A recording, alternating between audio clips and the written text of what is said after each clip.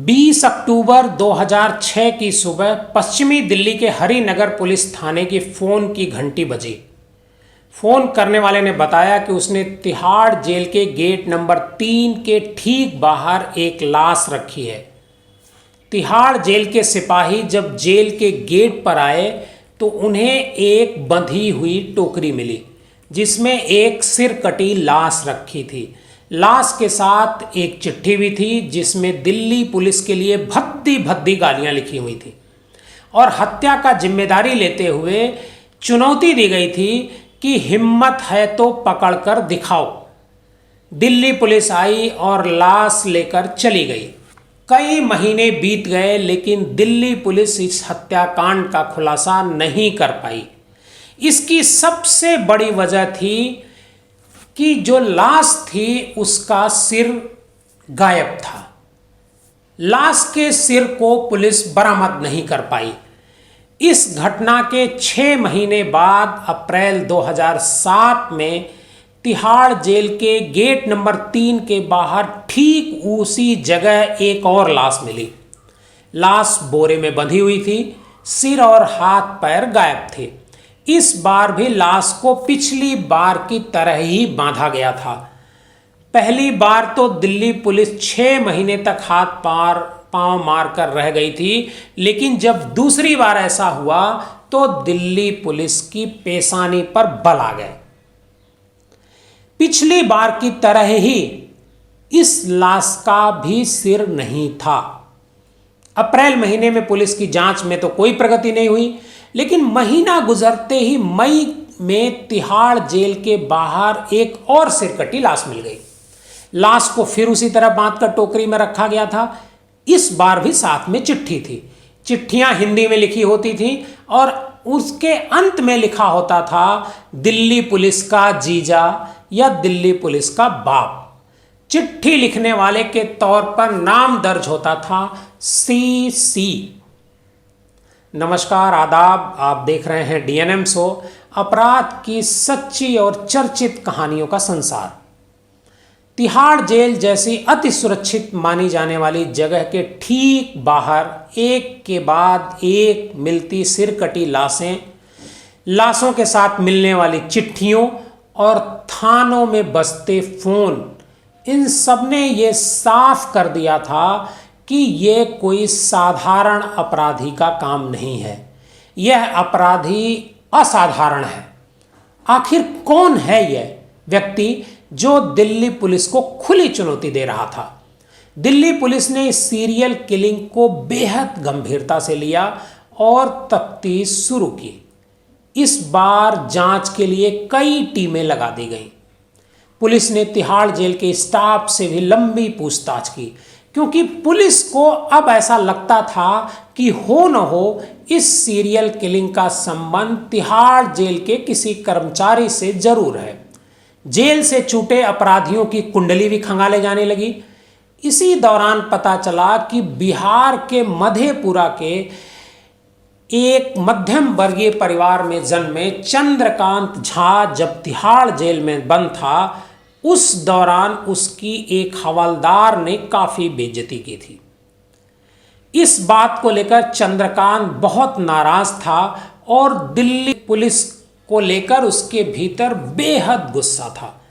जब उसकी गिरफ्तारी हुई तब पता चला कि इसी गुस्से ने चंद्रकांत को इतना बड़ा सीरियल किलर बना दिया।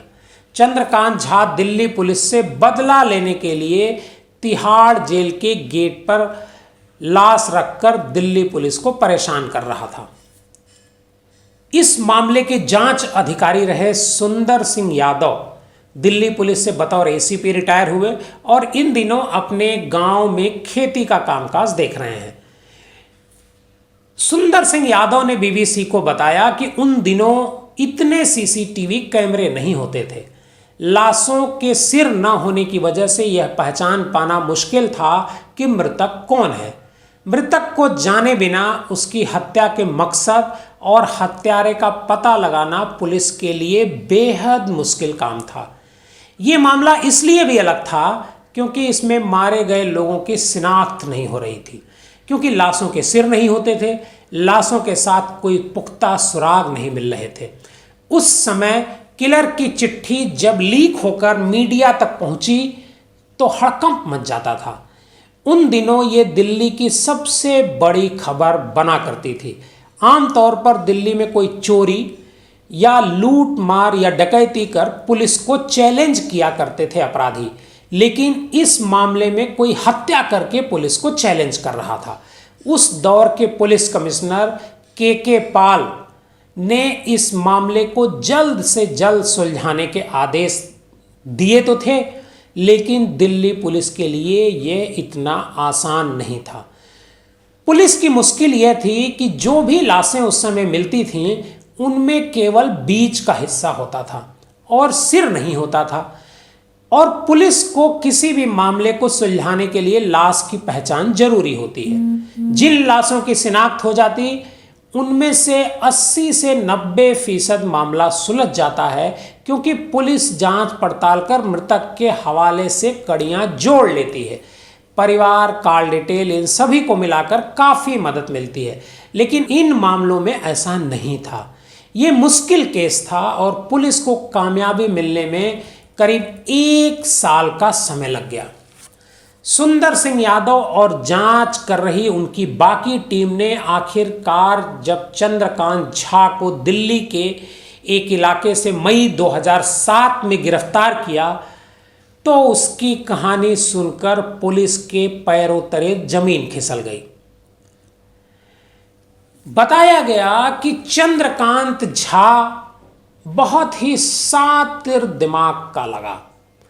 इंस्पेक्टर सुंदर सिंह यादव जो एसीपी होकर के रिटायर हुए, वो कहते हैं कि जब चंद्रकांत को पकड़कर उनके सामने लाया गया तो उन्हें खुद भी नहीं समझ आ रहा था कि ये चंद्रकांत नामक जो व्यक्ति उनके सामने खड़ा है वो एक सीरियल किलर है और इतनी सारी हत्याओं को इसी ने अंजाम दिया है।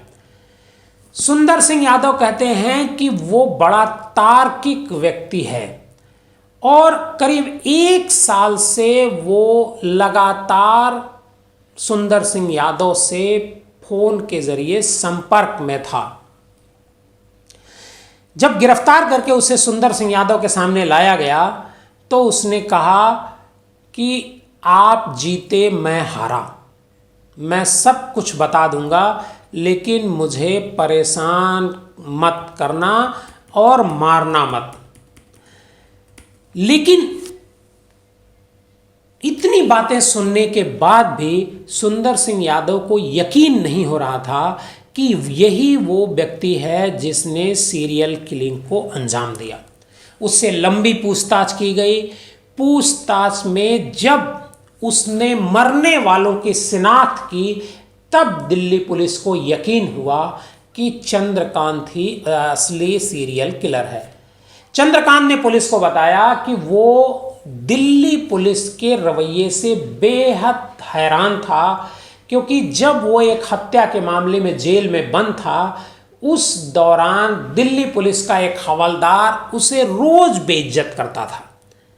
वो अनायास उस पर ताने मारता था, अनायास उसको परेशान किया करता था, और जब जेल से चंद्रकांत छूटा उसके बाद से ही उसने तय कर लिया कि दिल्ली पुलिस को परेशान करना है, और इसी नियत से उसने सीरियल किलिंग का तरीका अपनाया और एक एक करके उसने कई मर्डर किए।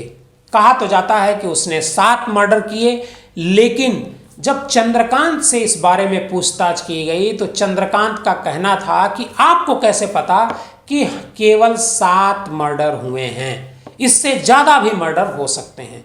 ये सुनकर दिल्ली पुलिस और हैरान रह गई। चंद्रकांत के खिलाफ एक लंबी चार्जशीट बनाकर कोर्ट में पेश की गई। कोर्ट ने चंद्रकांत झा को फांसी की सजा सुनाई।